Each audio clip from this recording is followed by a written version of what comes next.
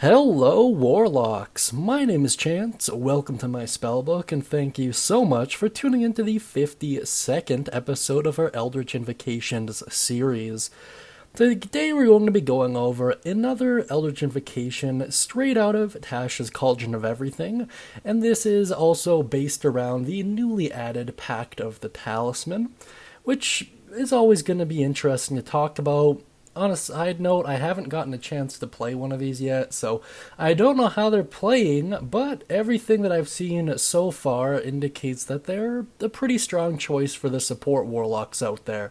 In any case, if you'd like to check out all of the Eldritch Invocations in their entirety, please do check out our full playlist by either clicking on that little eye icon up in the top corner there, or waiting until the end of this video and clicking on the end card. In any case, let's now dive into the description and prerequisites for the protection of the Talisman invocation. The prerequisites for this particular invocation are going to be you have to be at least a 7th level warlock, and you have to have chosen the Pact of the Talisman feature. Now let's look at its full description here. When the wearer of your talisman fails a saving throw, they add a d4 to the roll, potentially turning the save into a success. This benefit can be used a number of times equal to your proficiency bonus, and all expended uses are restored when you finish a long rest.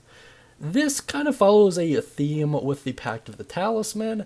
Another very similar example of this is just the feature itself. When you decide to make the Pact of the Talisman, you add a d4 to your checks if you fail them. So, and it operates exactly the same way. Number of uses is equal to your proficiency bonus. All expended uses are restored when you finish a long rest. The only real difference is this particular feature applies to saves as well, which is really nice. You might very well save your own neck or whoever you decide to give this to, which is another really powerful thing. The fact that you can essentially gift away one of your main class features is rather interesting. Now let's take a moment and just do a quick overview here. This is a really simple invocation, which is really nice. Essentially, if you fail a save, you can add a d4 to the roll, and hopefully you'll succeed on that, which is, depending on the save, I suppose, rather likely.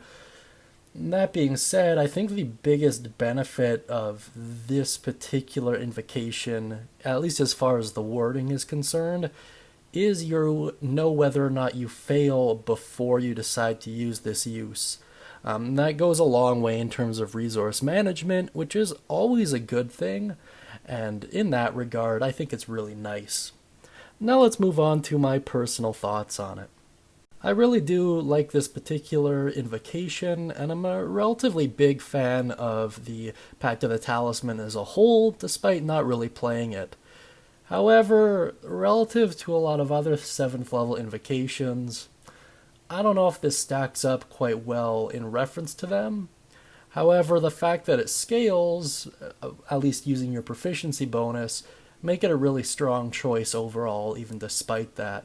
And in terms of just being a strictly support character, this is arguably one of the best ways you can be a support.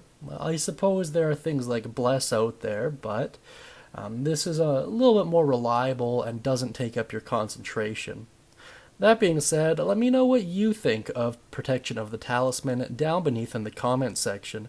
Be sure to mention any thoughts, questions, comments, or concerns you have regarding it.